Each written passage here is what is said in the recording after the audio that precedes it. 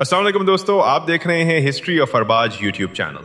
अगर आपने अभी तक चैनल को सब्सक्राइब नहीं किया है तो सबसे पहले चैनल को सब्सक्राइब कर लीजिए और बेल आइकन दबा दीजिए ताकि इस्लामिक तारीख और सुनहरी कहानियों से जुड़ी नई वीडियो सबसे पहले आप तक पहुंचे। मक्का वो शहर था जहां इंसानियत के आखिरी नबी हजरत मोहम्मद सल्लल्लाहु अलैहि वसल्लम पैदा हुए। यही वो सरजमीन थी जहां से तौहीद का पैगाम पूरी दुनिया में फैला। लेकिन अफसोस कि यही मक्का उनके लिए सबसे बड़ी आजमाइशों का मैदान भी बना। कुरैश के लोग जो खुद को काबा के खादिम और अरब के मुखिया समझते थे, उन्होंने हजरत मोहम्मद सल्लल्लाहु अलैहि वसल्लम की दावत तौहीद को न सिर्फ ठुकराया बल्कि उनका मजाक उड़ाया, उन्हें तकलीफें दी और मुसलमानों पर हर तरह का जुल्म ढाया। इतना ही नहीं, उन्हें मक्का से हिजरत करके मदीना जाना पड़ा। लेकिन ये हिजरत दरअसल इस्लाम की तारीख का वो मुकाम था जिसने आगे चलकर पूरी दुनिया का नक्शा बदल दिया। सन 6 हिजरी में मुसलमानों और कुरैश के बीच एक अहम समझौता हुआ जिसे सुलह हुदैबिया कहा जाता है। इस समझौते में यह तय हुआ कि 10 साल तक दोनों फरीकों के बीच जंग नहीं होगी। पहली नजर में यह मुसलमानों के लिए नुकसानदेह लगा, लेकिन हकीकत यह है कि इस समझौते ने इस्लाम की दावत को फैलाने के लिए दरवाजे खोल दिए। लोगों ने जब मुसलमानों की हकीकत और उनके अच्छे अखलाक देखे तो बड़ी तादाद में इस्लाम कबूल करने लगे। लेकिन अफसोस के कुरैश अपने वादे पर कायम न रह सके। उन्होंने अपने साथियों बनु बकर को बनु खुजा पर हमला करने में मदद दी, जबकि खुजा मुसलमानों के साथी थे। ये साफ तौर पर समझौते की खिलाफ वर्जी थी। जब ये खबर मदीना पहुंची तो हजरत मोहम्मद सल्लल्लाहु अलैहि वसल्लम ने फौरन फैसला किया कि अब वक्त आ गया है कि मक्का को तौहीद का असली मरकज बना दिया जाए। आपने सहाबाए किराम को हुक्म दिया कि सब तैयारी करें। तकरीबन 10,000 का लश्कर इकट्ठा हुआ।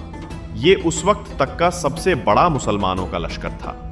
मुसलमान बड़े इत्मीनान से बिना शोर शराबे के मक्का की ओर बढ़े। रास्ते में मशहूर दुश्मन अबू सुफयान का सामना हुआ। जब उसने मुसलमानों का इतना बड़ा लश्कर देखा तो उसके हौसले पस्त हो गए। आखिरकार वो हजरत मोहम्मद सल्लल्लाहु अलैहि वसल्लम के पास आया और इस्लाम कबूल कर लिया। जब मुसलमान मक्का के करीब पहुंचे तो हजरत मोहम्मद सल्लल्लाहु अलैहि वसल्लम ने साफ हिदायत दी कि कोई जुल्म न करे, कोई बेगुनाह न मारा जाए। जो अपने घर में है उसे अमान है, जो अबू सुफियान के घर में है उसे अमान है, जो काबा में है उसे अमान है। ये ऐसा रहमत भरा ऐलान था जिसने मक्का के दिलों को हिला दिया। दुश्मन जो खून खराबे से डर रहे थे अब राहत की सांस लेने लगे। मुसलमान बगैर किसी बड़ी जंग के मक्का में दाखिल हुए।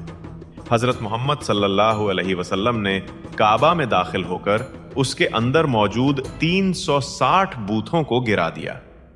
उस वक्त आप ये आयत तिलावत कर रहे थे, हक आ गया और बातिल मिट गया, बेशक बातिल मिटने ही वाला है।